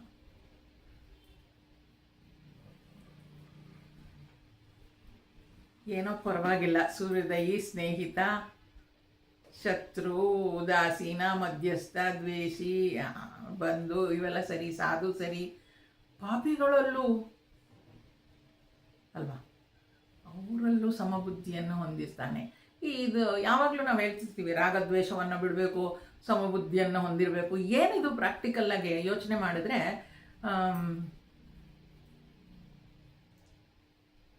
ಸಮಬುದ್ಧಿಯನ್ನು ಹೊಂದಿರೋದು ಅಂದರೆ ಏನು? ಈಗ ಗುರುದೇವ್ ಯಾವಾಗಲೂ ಹೇಳೋರು, you should hate not the person, you should not hate the person, but you can hate is deed ಅಂತ. ಅವನೇನೋ ಒಂದು ತಪ್ಪು ಕೆಲಸವನ್ನು ಮಾಡಿದ್ದಾನೆ, ಅದರಿಂದ ನಾನು ಅವನನ್ನು ದ್ವೇಷಿಸ್ತಾ ಇದ್ದೇನೆ. ಅವನು ತಪ್ಪು ಕೆಲಸ ಮಾಡಿದ್ದಾನೆ ಅಂದರೆ ನೀನು ಆ ತಪ್ಪನ್ನು ದ್ವೇಷಿಸು, ಆ ವ್ಯಕ್ತಿಯನ್ನು ದ್ವೇಷಿಸಬೇಡ ಅಂತ ಹೇಳ್ತಾರೆ. ಇದು ಹೇಗೆ ಸಾಧ್ಯ ಇದು? ಅಲ್ಲ, ಅವನು ಅಷ್ಟು ಕೆಟ್ಟದಾಗಿ ನಡ್ಕೊಂಡಿರೋದಕ್ಕೆ ನಾನು ಅವನನ್ನು ದ್ವೇಷಿಸ್ತಾ ಇರೋದು. ಗುರುದೇವ್ ಹೇಳ್ತಾರೆ, ಅವನು ಮಾಡಿದ ತಪ್ಪನ್ನು ದ್ವೇಷಿಸು, ಆದರೆ ಅವನನ್ನು ದ್ವೇಷಿಸಬೇಡ. ಈ ಯಾವ್ದಿದು? We would think a lot about that and discuss about that. ಅಲ್ಲ, ಅವ್ರು ಅವತ್ತು ಅಷ್ಟೆಲ್ಲ ಜಗಳ ಆಡಿ ಹೋಗಿದ್ದಾರೆ, ಜಗಳ ಆಡಿ ತಪ್ಪು, ನಾನೇನು ತಪ್ಪು ಮಾಡಿಲ್ಲ, ಆದರೂ ಕೂಡ ಅಷ್ಟು ಜಗಳ ಆಡಿದ್ದಾರೆ. ಅವ್ರ ಬಗ್ಗೆ ನನಗೆ ತಿರಸ್ಕಾರ ಅಥವಾ ದ್ವೇಷ ಬರೋದು ಸಹಜ, ಬರುತ್ತಲ್ವಾ? ಬಾಯಿಗೆ ಬಂದಂಗೆ ಮಾತಾಡಿ ಹೋಗಿದ್ದಾರೆ, ನಾನು ಅವತ್ತೇನು ತಪ್ಪು ಮಾಡಿಲ್ಲ, ಅದು ಎಲ್ಲರ ಮುಂದೆ ಮಾತನಾಡಿದ್ದಾರೆ. I was trying to help him, but still ಯಸ್ ಬರುತ್ತೆ. ಆವತ್ತು ಅದು ಮಾಡಿದ ತಪ್ಪು, ಆ ತಪ್ಪನ್ನು ದ್ವೇಷಿಸು ಅಂದರೆ ಅದನ್ನು ದ್ವೇಷಿಸೋದು, ಅಥವಾ ಆ ಮಾಡಿದ ತಪ್ಪಿಗೆ ಅವ್ರ ಜೊತೆ ಮಾತಾಡಿ ಬಗೆಹರಿಸ್ಕೊಳ್ಳೋಕೆ ಸಾಧ್ಯ ಆದರೆ ಬಗೆಹರಿಸ್ಕೊಳ್ಬೇಕು ಅಂತ ಹೇಳ್ತಾರೆ. ಮತ್ತೆ ಅವರು ಒಂದು ಸ್ವಲ್ಪ ದಿನ ಬಿಟ್ಟು ಕಾಲ್ ಮಾಡಿದ್ರೆ, ನಾನು ಇದನ್ನೆಲ್ಲ ಪ್ರಯೋಗ ಮಾಡಿ ಹೇಳ್ತಾ ಇರೋದು ಅದಕ್ಕೆ, ಮತ್ತು ಸ್ವಲ್ಪ ದಿನ ಬಿಟ್ಟು ಏನೋ ಆಗಿಲ್ವೇನೋ ಅನ್ನೋ ಥರ ಕಾಲ್ ಮಾಡಿದ್ರೆ ಅವರು, ನನಗೆ ಮಾತನಾಡ್ಲಿಕ್ಕೆ ಆಗಬೇಕು ಅವ್ರ ಜೊತೆ. ಏನೂ ಆಗೇ ಇಲ್ಲ, ಹಿಂದಿನ ಘಟನೆ ಕೂಡ ನನಗೆ ನೆನಪಿರುತ್ತೆ, ಆದರೂ ಕೂಡ ನಾನು ಸರಿಯಾಗಿ ಅವ್ರ ಜೊತೆ ಮಾತನಾಡಲಿಕ್ಕಾಗತ್ತೆ, ಮಾತನಾಡ್ತೀನಿ ಅಂದರೆ I am hating the deed, not the person. ಇದು ನಮ್ಮ ಸ್ವಭಾವ ಬದಲಾವಣೆ ಮಾಡ್ಕೊಳ್ಳೋದೊಂದು. ಆ ಡೀಡ್, ಅವ್ರು ಮಾಡಿದ ಕೆಲಸ ತಪ್ಪು, ಹೌದು, ತಪ್ಪೇ ಅದು. ಅದಕ್ಕೆ ಸಾಧ್ಯವಾದರೆ ನಾವು ಬುದ್ಧಿ ಹೇಳೋಣ, ಸಾಧ್ಯ ಆದರೆ ಅದನ್ನು ಸಮಜಾಯಿಸಿ ಕೊಟ್ಕೊಳ್ಳೋಣ, ಏನಾದರೂ ಮಾಡೋಣ. ಆದರೆ ಅದಕ್ಕೆ ಅವಕಾಶನೂ ಇಲ್ಲ, ಸಾಧ್ಯನೂ ಇಲ್ಲ ಅಂತ ಹೇಳುವಾಗ ಈ will take care, why should I worry? ವ್ಯಕ್ತಿಯನ್ನು ನಾನು ದ್ವೇಷಿಸಬಾರ್ದು, ಅವನು ಮಾಡಿದ ಕೆಲಸವನ್ನು ದ್ವೇಷಿಸಬೇಕು, ಅದಕ್ಕೆ ಶಿಕ್ಷೆಯನ್ನು ಬೇಕಾದರೆ ಕೊಡ್ಬೋದು ಅಂತ ಹೇಳ್ತಾರೆ. ಈ ಸಮಬುದ್ಧಿಯನ್ನು ಹೊಲ್ದೋದು ಅಂದರೆ ಇದು ಭಾಳ we have to work on our mind very very much. ಯೋಚನೆ ಮಾಡಿ ನೋಡಿ, ಕೂತ್ರೆ ಅದು ಹೆಂಗೆ ಸಾಧ್ಯ ಆಗುತ್ತೆ? ನೀವು ಈಗ ಈ ವಾರದಲ್ಲೇ ಯಾರಾದರೂ ನಿಮ್ಮ ಜೊತೆ ಸರಿಯಾಗಿ ನಡ್ಕೊಂಡಿಲ್ಲ, ಸ್ವಲ್ಪ ತಿರಸ್ಕಾರದಿಂದ ಇದ್ದರು ಅಥವಾ ಬೈದರು, ಏನೋ ಮಾಡಿದರು, ಅವ್ರ ಬಗ್ಗೆ ಸಮಾಧಾನವಾಗಿ ಅವ್ರು ಮಾತನಾಡಿಸಿದ್ರೆ ಮಾತನಾಡೋಕ್ಕಾಗತ್ತಾ? ಪ್ರಯತ್ನ ಪಟ್ಟು ನೋಡಬೇಕು. That is the challenge for us. Vedanta ಓದ್ತಿದ್ದೀವಿ, ಗೀತೆ ಓದ್ತಿದ್ದೀವಿ ಅಂದರೆ that is the challenge for us ಅಲ್ವಾ? ಸಮಬುದ್ಧಿಯನ್ನು ಹೊಂದಿರಬೇಕು. ಯಾರಲ್ಲಿ?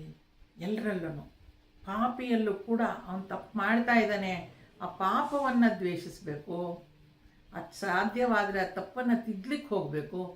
ಆದರೆ ನಾನು ಅವನಿಗೆ ಸಹಾಯ ಮಾಡೋಕ್ಕೆ ಸಾಧ್ಯ ಆಗುತ್ತೆ ಅಂದರೆ ಮಾಡಬೇಕು. ಕಷ್ಟ ಇದೆ ಯೋಚಿಸೋದು ಆ ಥರ ಅಲ್ವಾ? ಆ ವ್ಯಕ್ತಿಯನ್ನು ದ್ವೇಷಿಸೋದು ಸುಲಭ ಆಗೋಗುತ್ತೆ ನಮಗೆ. ಅವನು ಮಾಡಿದ ಕಾರ್ಯವನ್ನು ದ್ವೇಷಿಸಬೇಕು. ನೆನ್ಪಿಟ್ಕೊಳ್ಳಿ, you can hate the deed, not the person ಅಂತ. ಇದಕ್ಕೆ ಈ ಹೇಟ್ ಮತ್ತು ಡಿಸ್ಲೈಕ್ ಎರಡು ಶಬ್ದಗಳನ್ನು ನಾವು ಉಪಯೋಗಿಸ್ತೀವಿ ಯಾವಾಗಲೂ. ಹೇಟ್ ಆ್ಯಂಡ್ ಡಿಸ್ಲೈಕ್ ಅಂತ. ಈಗ ಏನೋ ಊಟ ತಿಂಡಿ ನಮ್ಗೆ ಇಷ್ಟ ಆಗಲಿಲ್ಲ, ಐ ಡೋಂಟ್ ಲೈಕ್ ದಟ್ ಅಂತ ಹೇಳ್ತೀವಿ. ಐ ಹೇಟ್ ಅಂತ ಹೇಳಕ್ಕೆ ಹೋಗಲ್ಲ ಅಲ್ವಾ. ವ್ಯಕ್ತಿಗಳನ್ನು ಈ ಸಾಕ್ರೆಟಿಸನ ಕಥೆಯಲ್ಲಿ ಒಂದು ಬರುತ್ತೆ. ಸಾಕ್ರೆಟಿಸ್ ಎಲ್ಲ ಗೊತ್ತಿರೋ ಹಾಗೆ ತತ್ವಜ್ಞಾನಿ. ಅವನು ಯಾವಾಗಲೂ ಕೂತ್ಕೊಂಡೇನೋ ವಿಚಾರ ಮಾಡ್ತಾ ಇರ್ತಾನಂತೆ. ಅವನ ಹೆಂಡತಿ ಬಾಯಿಗೆ ಬಂದಂಗೆ ಬೈತಿರ್ತಾಳೆ ಅವನಿಗೆ. ಯಾವಾಗ ನೋಡಿದ್ರು ಜನ ಕರ್ಕೊಂಡು ಬರ್ತೀರಾ, ಇಲ್ಲೇನೋ ಮಾತನಾಡ್ತಾ ಇರ್ತೀರಾ, ಬೇರೆ ಕೆಲಸ ಇಲ್ಲ ನಿಮಗೆ, ಡಂಗ್ ಮಾಡ್ತಾ ಇರ್ತಾನೆ. ಒಂದ್ಸಲ ಹಾಗೆ ಹೊರಗಡೆ ಜಗಲಿ ಮೇಲೆ ಕೂತ್ಕೊಂಡು ಇಬ್ಬರು ಮಾತನಾಡ್ತಾ ಇರ್ತಾರೆ, ಸಾಕ್ರೆಟಿಸ್ ಮತ್ತು ಯಾರೋ ಒಬ್ಬ. ಮೇಲ್ಗಡೆಯಿಂದ ಜೋರಾಗೆ ಒಂದು ಬಕೆಟ್ ನೀರು ಸುರಿತಾಳೆ ಅವಳು. ಅಲ್ಲಿ ಇರ್ತಾನ ಅವನು, ಯಾರೋ ಸಾಕ್ರೆಟಿಸ್ ಮತ್ತು ಅವನ ಗೆಳೆಯ. ಸಾಕ್ರೆಟಿಸ್ ಹಿಂಗೆ ಮೇಲೆ ನೋಡ್ಬಿಟ್ಟು ಹೇಳ್ತಾನೆ, ಅವನು ಹೆಂಡ್ತಿನೇ ಮಾಡಿರ್ತಾನೆ ಕೆಲಸ. ಹೇಳ್ತಾನೆ, ಇಷ್ಟೊತ್ತು ಗುಡುಗ್ತಾ ಇತ್ತು, ಇವಾಗ ಮಳೆ ಬರ್ತಾ ಇದೆ ಅಂತಾನಂತೆ ಕೂಲಾಗೆ. ಅವನ ಫ್ರೆಂಡು ಅವಳ ಹತ್ರ ಹೋಗ್ಬಿಟ್ಟು ಹೇಳ್ತಾನಂತೆ, ಅಲ್ಲ ಸಾಕ್ರೆಟಿಸ್ ಹೆಂಡ್ತಿ ಹತ್ರ, ಅಲ್ಲ ನೀನು ಅಷ್ಟೊಂದು ಅವನಿಗೆ ಬೈತಾ ಇರ್ತೀಯ, ಹೀಗೆಲ್ಲ ಮಾಡ್ತಾ ಇರ್ತೀಯ, ಬಿಟ್ಬಿಡ್ಬಾರ್ದ ನೀನು ಅವನ್ನ, ಬಿಟ್ಬಿಡು ಅಂತ ಹೇಳ್ತಾನೆ. ಅದಕ್ಕೆ ಅವಳು ಹೇಳ್ತಾಳೆ, ನೋಡು ಮನೇಲಿ ಊಟಕ್ಕೆ ಏನೂ ಇಲ್ಲ, ಇವನಿಗೆ ಕೂತ್ಕೊಂಡು ಯಾವಾಗಲೂ ವೇದ ಅಂತ ಮಾತನಾಡ್ತಿರ್ತಾನೆ, ಏನೋ ತತ್ವಜ್ಞಾನಿ ಅಂತ. ನನಗೆ ಸಿಟ್ಟು ಬರೋದಿಲ್ವಾ? ಬರುತ್ತೆ. ಅದಕ್ಕೆ ಇನ್ಯಾರ ಮೇಲೆ ತೀರಿಸ್ಕೊಳ್ಳಿ ನಾನು? ಅವನ ಮೇಲೆ ತೀರಿಸ್ಕೊಳ್ಬೇಕು. ಅದಕ್ಕೆ ನಾನು ಹೋಗಾಡ್ತೀನಿ. ಬಿಟ್ಬಿಡು ಹಾಗಾದರೆ. No, how can I leave him? I dislike him for his work. ಆದರೆ ಅವನೊಬ್ಬ ತತ್ವಜ್ಞಾನಿ, ಅದು ನನಗೆ ಗೊತ್ತಿದೆ, ನನಗೆ ಅದ್ರ ಬಗ್ಗೆ ರೆಸ್ಪೆಕ್ಟ್ ಇದೆ. ಐ ಡಿಸ್ಲೈಕ್ ಹಿಮ್ ಅಂತ ಹೇಳುವಾಗ I dislike what he is doing. ಮನೆ ಕಡೆ ಅವನು ಗಮನ ಕೊಡ್ತಾನೇ ಇಲ್ಲ. But I don't hate him ಅಂತಾಳು ಅವಳು. I dislike him but I don't hate him ಅಂತಾಳೆ. ಎಷ್ಟು ಅದ್ಭುತ ನೋಡಿ. ದ್ವೇಷಕ್ಕೂ ಡಿಸ್ಲೈಕು ತುಂಬ ಗೆರೆ ಎಳೆಯುವಷ್ಟೇ ವ್ಯತ್ಯಾಸ ಆಗಿರುತ್ತೆ. ಇವೆಲ್ಲ ಅದ್ಭುತವಾದ ವಿಚಾರಗಳು ನಾವು ತಿಳ್ಕೊಳ್ಳೋದಕ್ಕೆ. ಈ ರೀತಿಯಾಗಿ ಸಮಬುದ್ಧಿಯನ್ನು ಹೊಂದಿರ್ತಾನ ಅವನು, ಒಬ್ಬ ದ್ವೇಷಿ. ನೋಡಿ, ದ್ವೇಷ ಅಂದ್ರೇನು ನಮಗೆ ಗೊತ್ತಿರಬೇಕು, ಆ ಶಬ್ದಗಳೆಲ್ಲ ಏನು ಹೇಗಿರುತ್ತೆ ಅಂತ. ಉದಾಸೀನ ಕೂಡ ಅಷ್ಟೇ ನೋಡಿ. ಉದಾಸೀನ ಅವರಿಬ್ಬರು ಏನಾದರೂ ಮಾಡ್ಕೊಳ್ಳಿ, I am not into that ಅಂದಾಗ ಪೂರ್ತಿ ಬಿಟ್ಬಿಡ್ಬೇಕು. ಮನಸ್ಸಿನಲ್ಲಿ ಅದು ಚಾಟರ್ ಆಗ್ತಾ ಇರಬಾರ್ದು ಉದಾಸೀನ ಅಂತ ಹೇಳಿದಾಗ. ಹಾಗಾಗಿದ್ರೆ ಹಾಗಾಗ್ತಿತ್ತೇನೋ, ಹೀಗಾಗಿದ್ರೆ ಹೀಗಾಗ್ತಿತ್ತೇನೋ, ಆದರೆ ನಾನು ಮಾತ್ರ ತಲೆ ಹಾಕಿ ಇಡ್ಸ್ಕೊಳ್ಬೇಕು, ಬೇರೆಯವ್ರ ಸುದ್ದಿ ನಮ್ಗೆ ಯಾಕೆ? ದಾಟ್ ಇಸ್ ನಾಟ್ ಉದಾಸೀನ. ಉದಾಸೀನ ಅಂದರೆ ಅದ್ರ ಬಗ್ಗೆ ಯೋಚಿಸೋ ಹಾಗೆ ಇಲ್ಲ. ಅಂದರೆ ನಾವು ಮೌನವಾಗಿ ಮಧ್ಯಸ್ಥಿಕೆ, ಅದು ನಮ್ದು ಅಷ್ಟೇ. ಅದು ನಾವು ಅವ್ನು ಮಾತಾಡಿ ಮಧ್ಯಸ್ಥಿಕೆ ಮಾಡೋನು ಮಾತಾಡಿ ಸರಿ ಮಾಡ್ತಾನೆ. ಆದರೆ ಉದಾಸೀನ ಅದವನು ಮನಸ್ಸಲ್ಲೇ ಏನೋ ಹೇಳ್ಕೊಳ್ತಾ ಇರ್ತಾನೆ. ಅದು ಉದಾಸೀನ ಆಗೋದಿಲ್ಲ. ಬಿಟ್ಬಿಡೋದು ಅಲ್ಲಿಗೆನೆ ಅಂತ. ಹೀಗೆ ಪ್ರತಿಯೊಂದು ವಿಚಾರಗಳು ಅರ್ಥ ಮಾಡ್ಕೊಂಡ್ಮೇಲೆ, ಮತ್ತು ಅವನು ಪಾಪಿಗಳಲ್ಲಿ ಅವನು ಸಮಬುದ್ಧಿಯನ್ನು ಹೊಂದಿರ್ತಾನೆ. ಸಮಬುದ್ಧಿ ಅಂತ ಹೇಳಿದರೆ ಅವರು ಹೀಗೆ ಇರೋದು ಅನ್ನೋದನ್ನು ಒಪ್ಕೊಳ್ತಾನೆ ಅವನು. That is it. ಸಮಬುದ್ಧಿಯನ್ನು ಹೊಂದಿರುತ್ತಾನೋ ಆದ್ದರಿಂದ ಅವನು ಹೆಚ್ಚಿನವನು. ಸ್ವಾಮೀಜಿ ಯಾವಾಗಲೂ ಹೇಳೋದನ್ನು ನಾನು ನೆನೆಸ್ಕೊಳ್ತಾ ಇರ್ತೀನಿ. ಒಳ್ಳೆಯವ್ರಿಗೆ ಒಳ್ಳೆಯವರಾಗಿರೋದು ಏನು ದೊಡ್ಡ ವಿಚಾರ. ಯಾರಾದರೂ ಬಂದು ಏನ್ರಿ ಚೆನ್ನಾಗಿದ್ದೀರಾ, ನಾವು ಹಾಗೆ ಮಾತಾಡಿಸ್ತೀವಿ. ಯಾರಾದರೂ ಅಂತ ಜೋರು ಮಾಡಿದ್ರೆ ನಾನು ಹೋಗ ಅಂತೀವಲ್ಲ, ಹೋಗಲ್ಲೇ ನಮ್ಮ ಭಾಷೆಯಲ್ಲೇ. ಯಾರು ನಮ್ಗೆ ಹೇಗೆ ಮಾತನಾಡಿಸ್ತಾರೋ ನಾವು ಅದೇ ರೀತಿ ರೆಸ್ಪಾಂಡ್ ಮಾಡ್ತೀವಿ. There is no difference at all. ಅದರಲ್ಲೇನು ದೊಡ್ಡ ವಿಚಾರ. ಅದಕ್ಕೆ ಸ್ವಾಮೀಜಿ ಹೇಳ್ತಾರೆ, ನಮ್ಮ ಜೊತೆ ಒಳ್ಳೆಯವರಾಗಿರೋರ ಜೊತೆ ಒಳ್ಳೆಯದಾಗಿ ನಡ್ಕೊಳ್ಳೋದು ಏನೂ ದೊಡ್ಡ ವಿಚಾರ ಅಲ್ಲ. ನಮ್ಮ ಹತ್ರ ಕೆಟ್ಟದಾಗಿ ನಡ್ಕೊಳ್ಳೋರ್ಗೂ ನಾವು ಒಳ್ಳೆಯವರಾಗಿರ್ತೀವಲ್ಲ, that is the achievement, that is the challenge. ಇಲ್ಲಿ ನೋಡಿ, ಸುಹೃದಿಗೆ, ಸ್ನೇಹಿಗೆ, ಅವನು ಬಂಧುಗಳಿಗೆ, ಸಾಧುಗಳಿಗೆ ಎಲ್ಲ ಒಂದೇ ಥರ ಇರೋದ್ರಲ್ಲಿ ಏನು it's nothing great about that. ಆದರೆ ಒಬ್ಬ ಶತ್ರು ಜೊತೆ, ಒಬ್ಬ ಉದಾಸೀನಿ ಜೊತೆ, ಒಬ್ಬ ದ್ವೇಷಿ, ದ್ವೇಷಿಸ್ತಾ ಇದ್ದಾನೋ ಅವನ ಜೊತೆ, ಒಬ್ಬ ಪಾಪಿ, ಎಲ್ಲರ ಜೊತೆನೂ ಅವನು ಸಮಬುದ್ಧಿಯನ್ನು ಹೊಂದಿರ್ತಾನೆ. ಆದ್ದರಿಂದ ಅವನು ಹೆಚ್ಚಿನವನು.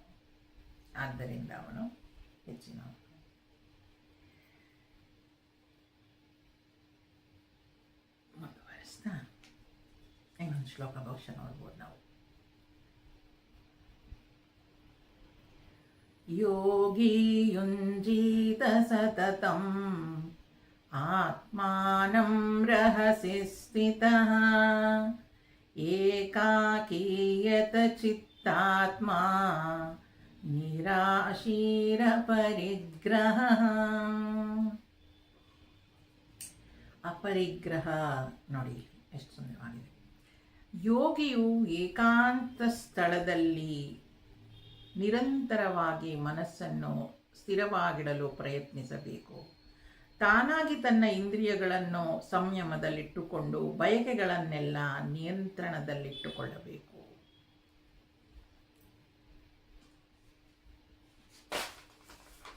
ಯೋಗಿ ಯುಂಜೀತ ಸತತಂ.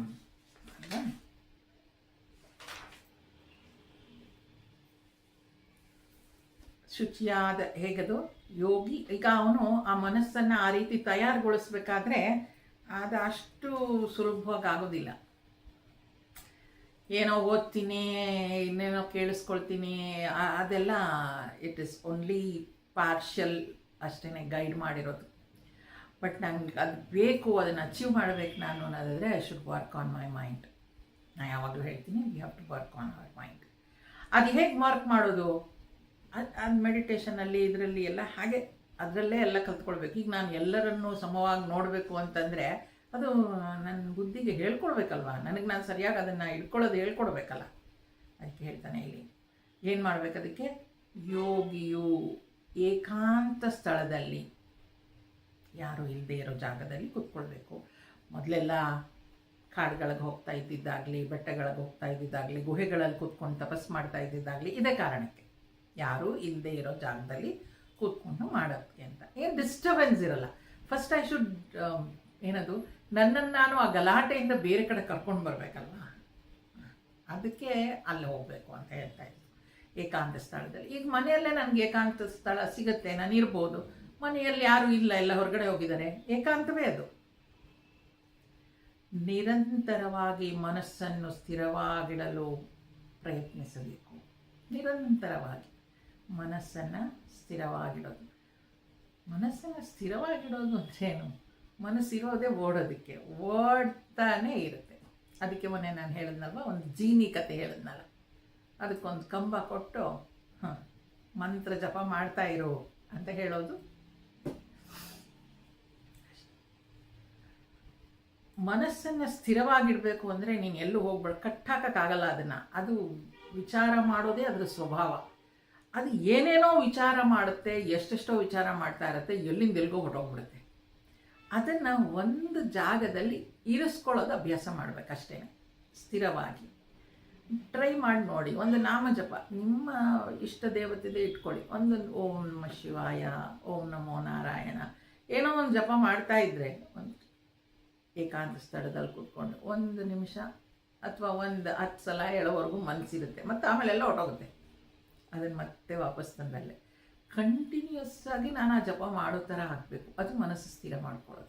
ಈಗ 1 ನಿಮಿಷ ಸ್ಥಿರವಾಗಿತ್ತು, ಓಕೆ, ಇನ್ನೊಂದು ನಿಮಿಷ ಸ್ಥಿರ ಮಾಡ್ಕೋತೀನಿ, ಇನ್ನೊಂದು ನಿಮಿಷ ತೆಗ್ದಾಕಿ. ಹಾಗೆ ಅದನ್ನು ಪ್ರಾಕ್ಟೀಸ್ ಮಾಡ್ಕೊಳ್ಬೇಕು. ಆ ಸ್ಥಿರವಾಗಿಡಲು ಪ್ರಯತ್ನಿಸಬೇಕು ಅಂತಲೇ ಹೇಳ್ತಾ ಇರೋದು. ಸ್ಥಿರವಾಗಿ ಇಟ್ಕೊಳ್ಳಿ ಅಂತ, because it's very highly impossible ಒಂದೇ ಸಲ ಮಾಡ್ಕೊಳ್ಳೋದಕ್ಕೆ. ಪ್ರಯತ್ನಿಸ್ತಾ ಇರಬೇಕು ಸ್ಥಿರವಾಗಿ ಇಟ್ಕೊಳ್ಳೋದಕ್ಕೆ. ತಾನಾಗಿ ತನ್ನ ಇಂದ್ರಿಯಗಳನ್ನು ಸಂಯಮದಲ್ಲಿಟ್ಟುಕೊಂಡು, ಇಂದ್ರಿಯಗಳನ್ನು ನಾನು ಸಂಯಮದಲ್ಲಿ ಇಟ್ಕೊಳ್ಳೋದನ್ನ ಅಭ್ಯಾಸ ಮಾಡ್ತಾನೇ ಇರಬೇಕು. ಅದು ಪಂಚೇಂದ್ರಿಯಗಳನ್ನು, ಪಂಚಜ್ಞಾನೇಂದ್ರಿಯಗಳು, ಪಂಚಕರ್ಮೇಂದ್ರಿಯಗಳು, ಇಂದ್ರಿಯಗಳು ಅನ್ನುವಾಗ ಅದೇ ಅದನ್ನೆಲ್ಲ ನಾನು ಏನದು ಸಂಯಮ, ಕಂಟ್ರೋಲ್ಡ್ ಆಗಿ ಇಟ್ಕೊಳ್ಬೇಕು. ಬಯಕೆಗಳನ್ನೆಲ್ಲ ನಿಯಂತ್ರಣದಲ್ಲಿಟ್ಟುಕೊಳ್ಬೇಕು. ಆಸೆಗಳು ಏನೇನೋ ಇರುತ್ತೆ, ಸುಮ್ಮನೆ ಏಕಾಂತದಲ್ಲಿ ಅಂತ ಹೇಳುವಾಗ ನಮಗೆಲ್ಲ ಹೇಳ್ತಾ ಇದ್ರು ಏನಂದರೆ, ಈಗ ಮನೇಲಿ ಯಾರೂ ಇಲ್ಲ, ಕೂತ್ಕೋಬೋದಲ್ವ, ನಾನು ಇದು ಓದಿದ್ದೀನಿ ಗೀತೆ, ಏಕಾಂತದಲ್ಲಿ ಕೂತ್ಕೊಳ್ಳೋಣಪ್ಪ, ಯಾರೂ ಇಲ್ಲ, ಅವ್ರು ಹೇಗೂ ಬರೋದು 1 2 3 ಅವರ್ಸ್ ಆಗುತ್ತೆ, ಆಚೆ ಹೋಗಿದ್ದಾರೆ, ಒಂದು 10 ನಿಮಿಷ ಮೆಡಿಟೇಷನ್ ಮಾಡೋಣ ಅಥವಾ ಸುಮ್ಮನೆ ಕುತ್ಕೊಳ್ಳೋಣ. ಎಲ್ಲ ಆಗುತ್ತೆ ನಮಗೆ. ಏನೋ ಒಂಚೂರು ಕೆಲಸ ಇದೆ, ಅವರಿಲ್ಲ ಮುಗಿಸ್ಬಿಡೋಣ, ಟಿ ವಿ ಇದೆ, ಅದೊಂದು ಸೀರಿಯಲ್ ಇದೆ ನೋಡಿ ಮುಗಿಸ್ಬಿಡೋಣ. ಹೀಗೆ ಏನಿಲ್ವಾ, ನಾವು ಒಂಚೂರು ಫ್ರೆಂಡ್ ಹತ್ರ ಮಾತಾಡ್ಬಿಡೋಣ, ಫ್ರೆಂಡ್ ಮನೆಗೆ ಹೋಗಿ ಬಂದುಬಿಡೋಣ, ಇದರಲ್ಲೇ ಇರ್ತೀವಿ ನಾವು. ಬಯಕೆಗಳನ್ನು ನಿಯಂತ್ರಣದಲ್ಲಿ ಇಟ್ಕೊಳ್ಳೋದು ಅಂದರೆ ಅದು withdrawing from all the sense organs. ಎಲ್ಲನೂ ವಿಡ್ರಾ ಮಾಡ್ಕೊಳ್ಬೇಕು. ಒಂದು ಸ್ವಲ್ಪ ಹೊತ್ತು ನಮ್ಮ ಜೊತೆ ನಾವು ಟೈಮ್ ಸ್ಪೆಂಡ್ ಮಾಡೋಣ ಅಂತ. ಇಲ್ಲಿ ಯೋಗಿಯು ಏಕಾಂತ ಸ್ಥಳದಲ್ಲಿ ಕುಳಿತಿರಬೇಕು ಅಂತ ಹೇಳಿದ್ದಕ್ಕೆ ಸರಿಯಾಗಿ ನನ್ನನ್ನು ಏಕಾಂತ ಮಾಡ್ತದು. ಅಲ್ಲಿದ್ಕೊಂಡು ನಿರಂತರವಾಗಿ ಮನಸ್ಸನ್ನು ಸ್ಥಿರವಾಗಿ ಇಟ್ಕೊಳ್ಳೋ ಪ್ರಯತ್ನವನ್ನು ಮಾಡಬೇಕು. ತಾನಾಗಿ ತನ್ನ ಇಂದ್ರಿಯಗಳನ್ನು ಸಂಯಮದಲ್ಲಿ ಇಟ್ಕೊಳ್ಬೇಕು, ಬಯಕೆಗಳನ್ನೆಲ್ಲ ನಿಯಂತ್ರಿಸಬೇಕು ಅಂತ ಇಲ್ಲಿ ಭಗವಂತ ಹೇಳ್ತಾ ಇದ್ದಾನೆ. ಅಷ್ಟು ಮಾಡಿದ ಮೇಲೆ ಏನು ಮಾಡಬೇಕು ಅನ್ನೋದನ್ನು ಮುಂದಿನ ಶ್ಲೋಕದಲ್ಲಿ ಮುಂದಿನ ಕ್ಲಾಸಲ್ಲಿ ನೋಡೋಣ. ಅಲ್ಲಿಗೆ ನಿಲ್ಲಿಸಿರ್ತೇನೆ. ಮುಂದುವರಿಸೋಣ. ಯೋಚನೆ ಮಾಡಿ, ಈಗ ನಾವು ಪ್ರಯತ್ನ ಮಾಡಬೇಕಾದ ಸಾಧನೆಗಳು ಯಾವುದು, ನನ್ನಲ್ಲಿ ನಾನು ಬದಲಾಯಿಸ್ಕೊಳ್ಬಹುದಾದಂಥ ವಿಚಾರಗಳು ಯಾವುದು ಅನ್ನೋದು ಅಟ್ಲೀಸ್ಟ್ ಗೊತ್ತಾಗಿರುತ್ತೆ. ಇವಾಗ ಅದನ್ನು ನಾನು ಮಾಡ್ಕೊಳ್ಳೋದಕ್ಕೆ ಪ್ರಯತ್ನ ಪಡಬೇಕು. For that I have to work on mind ಅಂತ. ಆ ಮನಸ್ಸಿನ ಮೇಲೆ ನಾನು ಹೇಗೆ ಮಾಡ್ಕೊಳ್ಬೇಕು ಅನ್ನೋದನ್ನು ಹೇಳಿ ಪ್ರಯತ್ನ ಮಾಡಬೇಕು. ಇಲ್ಲ ನಾನು ಆಗಲೇ ಮಾಡ್ಕೊಂಡಿದ್ದೀನಿ ಅದನ್ನು ಅಂತ ಹೇಳಿದ್ರೆ ಏಕಾಂತ ಸ್ಥಳದಲ್ಲಿ ಇದ್ಕೊಂಡು only perfection has no improvement. ಇಲ್ಲದೇ ಇದ್ರೆ ನಾವು ಪ್ರತಿ ಕ್ಷಣವೂ ನಾವು ನಮ್ಮನ್ನು ನಾವು ಇಂಪ್ರೂವ್ ಮಾಡ್ಕೊಳ್ತಾನೇ ಇರ್ಬೋದು ಅಲ್ವಾ. ಆ ಪ್ರಯತ್ನ ನಿರಂತರವಾಗಿ ನಡೀತಾನೆ ಇರಬೇಕು ನಮಗೆ. ಆ ಪ್ರಯತ್ನವನ್ನು ಮಾಡ್ತಾ ಇರೋಣ. ಮುಂದುವರಿಸ್ತೇನೆ. ಅಲ್ಲಿಗೆ ನಿಲ್ಲಿಸಿರ್ತೇನೆ.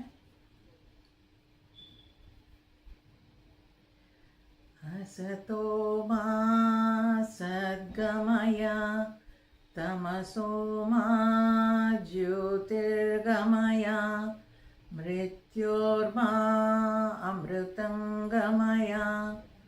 ओम शांति शांति शांति. हरि ओम. श्री गुरुभ्यो नमः. हरि ओम.